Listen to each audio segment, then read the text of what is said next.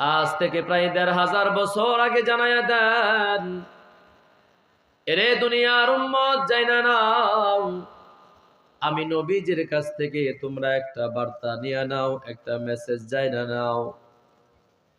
নবীজি ডাক দিয়া বলেন, কুল্লু বানি আদম খাত্তাউন ওয়া খায়রুল খাত্তাইন আত-তাওয়াবুন। নবীজি আমার জানায়া দেন, দুনিয়ার উম্মত শুনো, দুনিয়ার জমিনে আদম সন্তান যারা আছে, দুনিয়ার জমিনে মানুষ যারা আছে গো, দুনিয়ার জমিনে মানব মণ্ডলী ইনসান যারা আছে, নবীজি নিজে জানায়া দেন তারা সকলেই গুনাহগার, সকলেই পাপী, সকলেই নাফরমানি। সবার আমল নামাই গুনাহ আছে, হয়তো কারো আমল নামাই গুনাহের পরিমাণটা বেশি, আবার হয়তো কারো আমল নামাই গুনাহের পরিমাণটা কম, কিন্তু সবার আমল নামাই কম আর বেশি গুনাহ আছে না নাই? নবীজি বলেন, এরে উম্মত, তাহলে বুঝলা দুনিয়ার জমিনে যত মানুষ আছে রে, নবী রাসূলগণ ছাড়া দুনিয়ার জমিনে যত মানুষ আছে, সবার আমল নামাই কম আর বেশি গুনাহ আছে, গুনাহ আছে, গুনাহ আছে। তবে উম্মত শুইনা নাও, ওয়া খায়রুল খাত্তাইন আত-তাওয়াবুন। এই গুনাহগার বান্দা বান্দীদের মধ্যে ওই বান্দা বান্দী আরশের মালিক আল্লাহ রাব্বুল আলামিনের কাছে সবচাইতে প্রিয়, সবচাইতে দামি। যেই বান্দা বান্দি গুনাহ করার পর, নাফরমানি করার পর, অপরাধ অন্যায় করার পর সাথে সাথে আল্লাহ রাব্বুল আলামিনের কাছে তওবা করে, সুবহানাল্লাহ। তাহলে নবীজি জানায়া দিলেন, দুনিয়ার জমিনে আমরা বাবা মানুষ যারা আছি গো, সবাই কম আর বেশি গুনাহ করব। এই গুনাহ করাটা মানুষের জন্য একেবারে স্বাভাবিক। তবে গুনাহ হয়ে যাওয়ার পর সেই গুনাহটা জমায়া রাখা যাবে না, আটকে রাখা যাবে না। যখনই আমি আপনি গুনাহ করব, সাথে সাথে আল্লাহ তাআলার কাছে খাঁটি দিলে তওবা করব, সাথে সাথে আল্লাহ তাআলার কাছে কান্নাকাটি করব। আরে যেই বান্দা গুনাহ করে, নাফরমানি করে, নাফরমানি করার পর আবার আল্লাহ তাআলার কাছে খাঁটি দিলে তওবা করে, নবীজি জানায়া দেন ওই বান্দা বান্দি হইল আল্লাহ তাআলার কাছে সবচাইতে দামি। মুসলমান বাবা, ভালো করে বুঝবেন, পর্দার অন্তরাল থেকে যারা শুনছেন মা বোন, দিলটা লাগায়া শুনবেন কথাগুলো। মুসলিম শরীফের বর্ণনা, মুসলিম শরীফ হাদিসের কিতাবের নাম।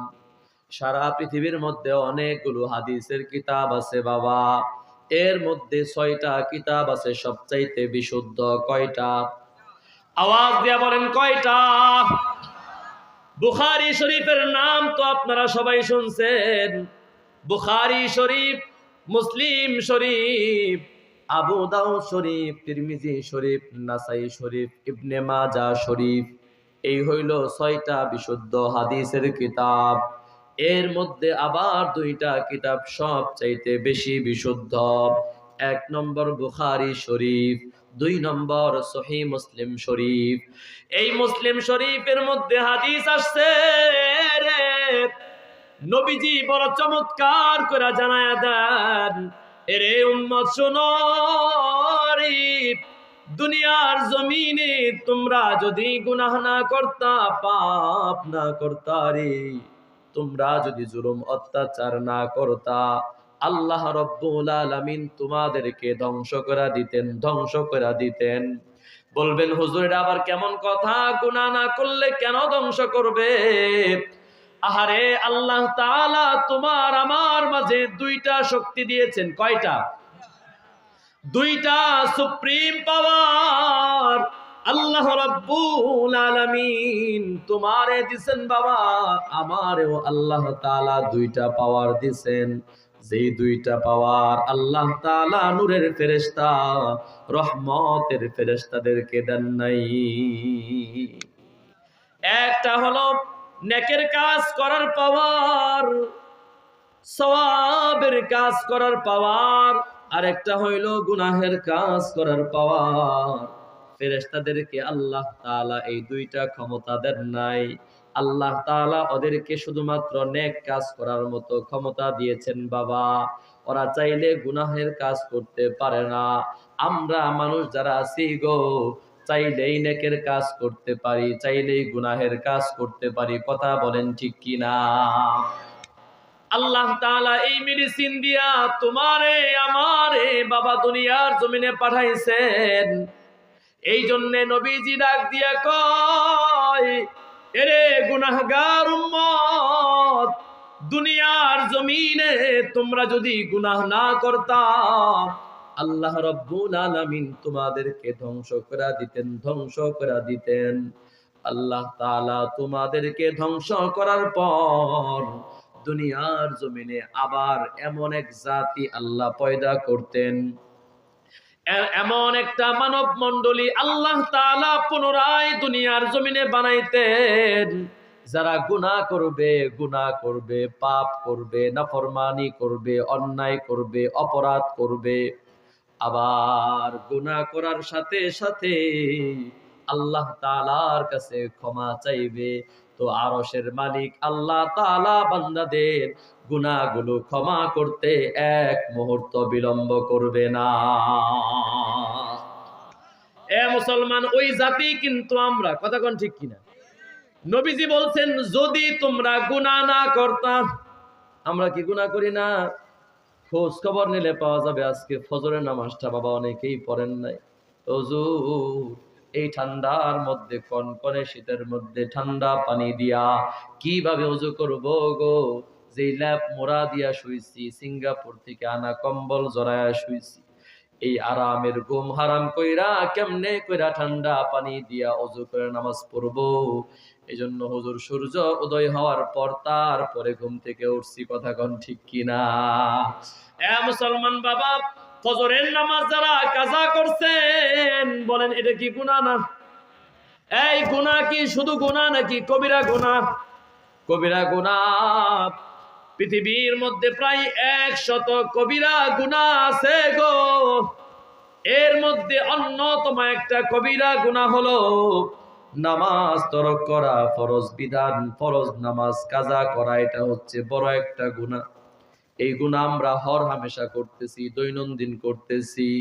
হয়তোবা এখানে এমন লোক খুঁজলে বাবা পাওয়া যাবে, আল্লাহ রাব্বুল আলামিন তোমারে আমারে দৈনন্দিন দিন রাতে মিলাইয়া আল্লাহ তাআলা তোমারে আমারে 5 বার ডাক দেয়।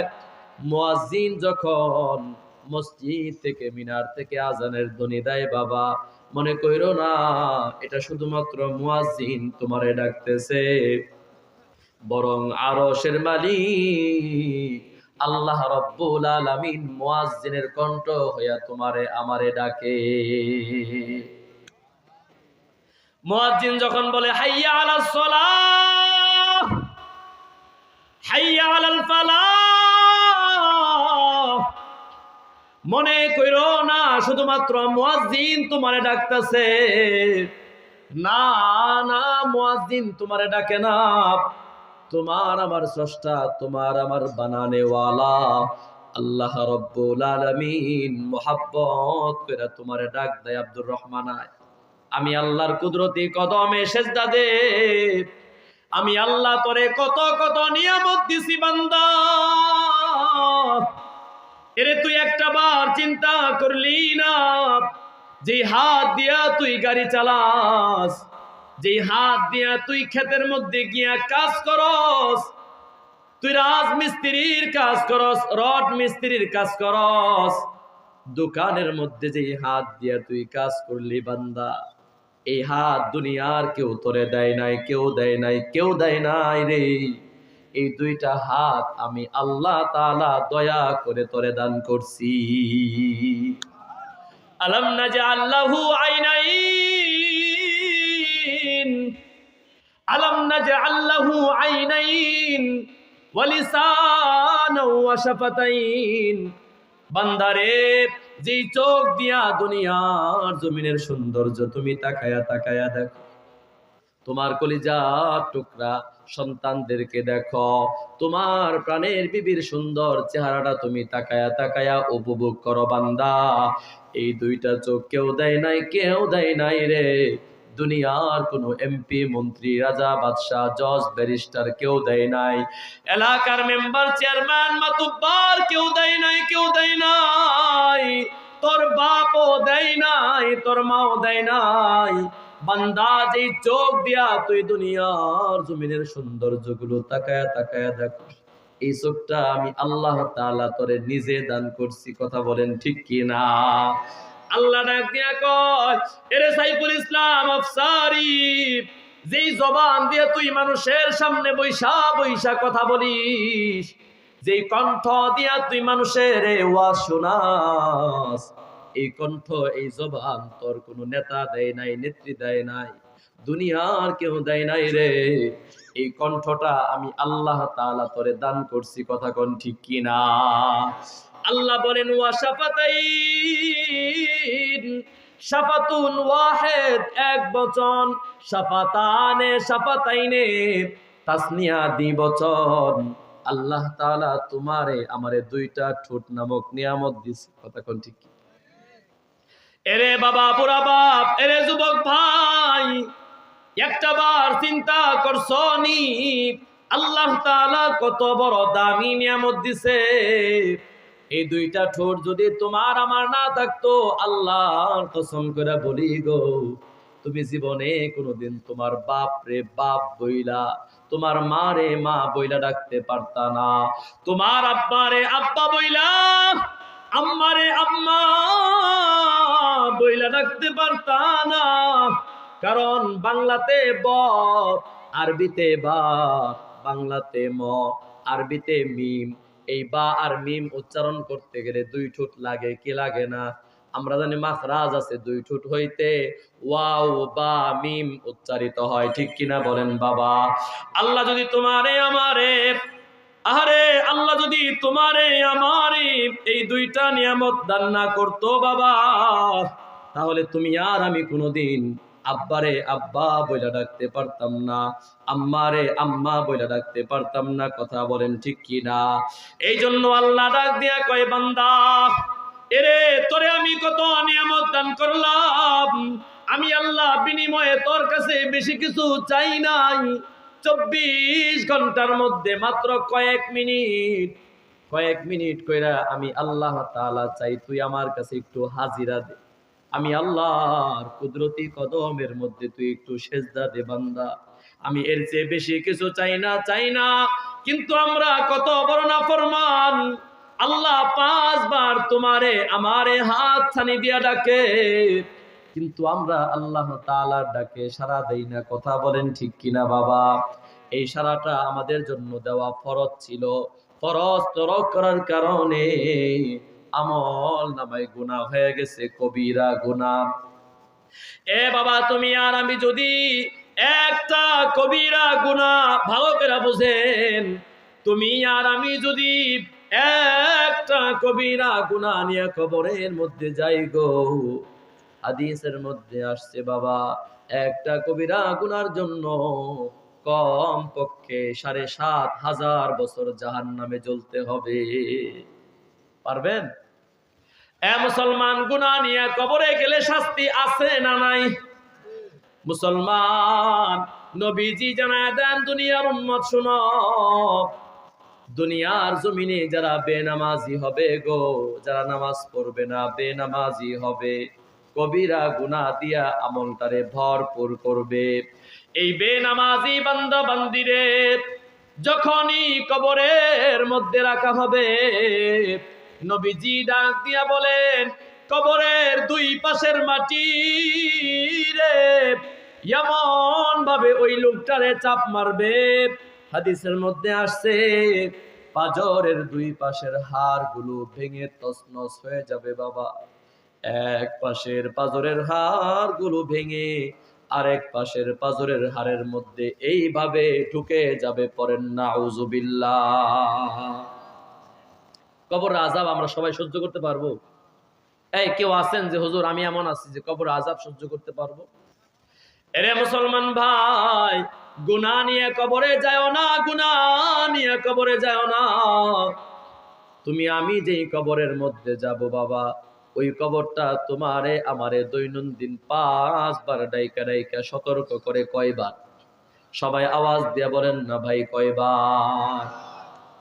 নবী আমার ডাক দিয়া বলেন, এ গুনাহগার উম্মত, তুমি যেই কবরের মধ্যে শুইবা, ওই কবর তোমারে দৈনন্দিন 5 বার ডাক দিয়া বলে, এরে আব্দুল করিম, এরে আব্দুর রহিম, আনা বাইতুত তুরাব, আমি হইলাম মাটির ঘর। দুনিয়ার জমিনে লাখ টাকা দিয়া দামি দামি সেগুন কাঠ দিয়া খাট বানাইয়া তুমি ঘুমাইছো, দামি দামি জাজিমের মধ্যে তুমি শুইছ, দামি দামি তোষক বিছাইয়া তুমি শীতের বেলায় ঘুমাইছ, সিঙ্গাপুর মালয়েশিয়া থেকে সৌদি আরব থেকে আনা দামি দামি কম্বলে মুড়াইয়া তুমি ঘুমাইছ। না না রে আব্দুল করিম, আমি কবরের ভিতরে কিন্তু কোনো খাট নাই, পালং নাই, আমার ভিতরে কোনো ল্যাপ নাই, কোনো কম্বল নাই। অতএব আমার ভিতরে আসার আগে তুমি কিন্তু সতর্ক হয়ে আসবা। কবর আবার ডাক দিয়া বলে, আনা বাইতুল ওয়াহদা, আমি একাকিত্বের ঘর। এরে আব্দুল করিম রে, তুমি দুনিয়ার জমিনে বন্ধু বান্ধব ছাড়া চলতা না, কোথাও যাইবা সাথী সঙ্গী ছাড়া তুমি দুনিয়ার জমিনে চলতা না, তোমার লগে বন্ধু নিয়া তুমি পথ চলতা, সামনের দিকে হাঁটতা, খেলতে যাইতা বন্ধুদের সঙ্গে খেলতে যাইতা, ঘুরতে যাইতা বন্ধুদের সঙ্গে ঘুরতে যাইতা, কক্সেস বাজারে যাইতা বন্ধু বান্ধব নিয়া যাইতা, সিলেটে যাইতা, চা বাগানে যাইতা, বন্ধু বান্ধব নিয়া যাইতা, বিভিন্ন জায়গায় তুমি বন্ধু নিয়া বান্ধব নিয়া চলতারি। খবরদার খবরদার, আমার এই কবরের ভিতরে কিন্তু কোনো বন্ধু নাই, কোনো বান্ধব নাই। আনা বাইতুল ওয়াহদা, আমি হইলাম একাকিত্বের ঘর। কবর ডাক দিয়া বলে, আনা বাইতুজ জুলমা, আমি হইলাম অন্ধকার আচ্ছন্নতার ঘর। আমার ভিতরে এনার্জি লাইট নাই, আমার ভিতরে হ্যালোজিন লাইট নাই, আমার ভিতরে কোনো বাল্ব নাই, কোনো আলো নাই, কোনো আলো নাই, একেবারে অন্ধকার। রাত্রিবেলায় তুমি যখন ঘরের মধ্যে শুইতা, এরে মা, তোমার স্বামী যখন ঘরের বাইরে থাকতো, রাত যখন গভীর হয়ে যায়, স্বামী এখনো পর্যন্ত ঘরের মধ্যে আসে না, তুমি টেনশনে পড়া যাও, তোমার দিলের ভিতরে ভয় আতঙ্ক শুরু হয়ে যায়, সাথে সাথে নাম্বার বের করে ফোন দাও, কই আসো গো? কেন? হয় ভয় লাগে, তাড়াতাড়ি ঘরের মধ্যে আসো। এরে যুবক, তোর আব্বা আম্মা যেদিন নানির বাড়িতে বেড়াইতে যায়, তোরে যখন একা একা ঘরের মধ্যে রাইখা যায়, রাত্রি বেলায় আব্বারে ফোন দিয়া কও, আব্বা কখন আসবা, কবে আসবা, তাড়াতাড়ি আসো। রাত্রি বেলায় আমার একা একা ঘরের মধ্যে ঘুম আসে না, ভয় লাগে। আহারে কবর তোমারই আমারই ডাইকা ডাইকা বলে, আনা বাইতুজ জুলমা, এই আমি কিন্তু অন্ধকারের ঘর, আমার ভিতরে কোনো লাইট নাই, কোনো আলো নাই, কোনো বাতি নাই, কোনো সাথী নাই রে। কবর ডাক দিয়া বলে, আনা বাইতুদ দুদ, আমি হইলাম পোকা মাকড়ের ঘর, সাপ বিচ্ছুর ঘর, সাপ বিচ্ছুর ঘর। হাদিসের মধ্যে আসছে বাবা, যেই কথাটা আমি আপনাদেরকে বোঝানোর চেষ্টা করতেছি, গুনাহ আপনি আমি সবাই করি, সবাই করি, সবাই করি গুনাহ, কিন্তু এই গুনাহ নিয়ে কবরে যাওয়া যাবে না। সময় থাকতে দুনিয়ার জমিনে হায়াত থাকতে আল্লাহর কাছে তওবা করতে হবে। কি করতে হবে? আল্লাহর কাছে তওবা করে এরপরে কবরে যাওয়া লাগবে। কথা কোন ঠিক কিনা? নবীজি আমার হাদিসের মধ্যে জানায়া দেন, এরে দুনিয়ার গুনাহগার উম্মত শুনে নাও, গুনাহগার বান্দা বান্দিরে যখন কবরের মধ্যে শোয়ানো হবে, তিন্নিনান, আল্লাহ রাব্বুল আলামিন একে একে 99টা বিষ ধর সাপ কবরের মধ্যে ঢুকায়া দিবে। এ বাবা, হাদিসের শব্দ তিন্নিন। তিন্নিন বলা হয় বিষ ধর সাপ। সবচাইতে মারাত্মক বিষাক্ত সাপকে আরবিতে তিন্নিন বলা হয়। হাদিসের মধ্যে আসছে একটা দুইটা নয়, একে একে 99টা সাপ। এ বাবা, তুমি আর আমি গুনাহ নিয়ে যদি কবরের মধ্যে যাই, ওই কবরের মধ্যে 99টা সাপ আল্লাহ তাআলা পাঠায়া দিবে। নবীজি জানায়া দেন, এরে উম্মত জাননি, ওই যে সাপগুলো, যেই সাপগুলো রে তোমার কবরের মধ্যে দেওয়া হবে, ওই সাপগুলো কি পরিমাণ বিষাক্ত, কতটা ভয়ঙ্কর জানোনি? নবীজি জানায়া দেন, ওই সাপগুলোর মধ্য থেকে সবগুলো সাপ নয়, একটা সাপ যদি দুনিয়ার জমিনে বিষ নয়, শুধুমাত্র একবারের জন্য দুনিয়ার জমিনে শ্বাস ফেলতো, শুধুমাত্র একবার দুনিয়ার জমিনে একবার যদি নিঃশ্বাস ফেলতো গো, নবীজি জানায়া দেন, আল্লাহর কসম করে বলি, কিয়ামত পর্যন্ত দুনিয়ার জমিনে কোনো গাছপালা তরুলতা, কোনো ফল ফসলাদি দুনিয়ার জমিনে উৎপাদন হতো না। এত বড় মারাত্মক বিষধর সাপ। আহারে নবীজি জানায়া দেন, ওই সাপ যখন গুনাহগার বান্দা বান্দিরে দংশন করবে, একবার দংশন করবে, ওই লোকটা সাথে সাথে 70 হাত মাটির নিচে চলে যাবে গো। আল্লাহ তাআলা ডাক দিয়া বলবে, ফেরেশতা, আমার বান্দা বান্দির এখনো পর্যন্ত শাস্তি শেষ হয়ে যায় নাই, পরে তাড়াতাড়ি ধইরা আবার কবরের মধ্যে নিয়ে আয়। ফেরেশতারা বাবা আবার কবরের মধ্যে নিয়ে আসবে। সাপ, বিষধর সাপ তোমারে আমারে আবার দংশন করবে, তুমি আমি আবার 70 হাত মাটির নিচে চলে যাব। নবীজি জানাইয়া দেন, এইভাবে দংশন করবে, 70 হাত মাটির নিচে যাবে, আবারও কবরের জমিনের মধ্যে ফিরিয়ে আনা হবে, আবারও দংশন করবে, আবারও 70 হাত মাটির নিচে যাবে। রাসূল জানায়া দেন গো, গুনাহগার বান্দা বান্দি গুলোরে এইভাবে কিয়ামত পর্যন্ত কবরের মধ্যে শাস্তি দেওয়া হবে। পড়েন নাউজুবিল্লাহ। এজন্য গুনাহ নিয়ে কবরে যাওয়ার সুযোগ আছে বলেন? মজার একটা হাদিস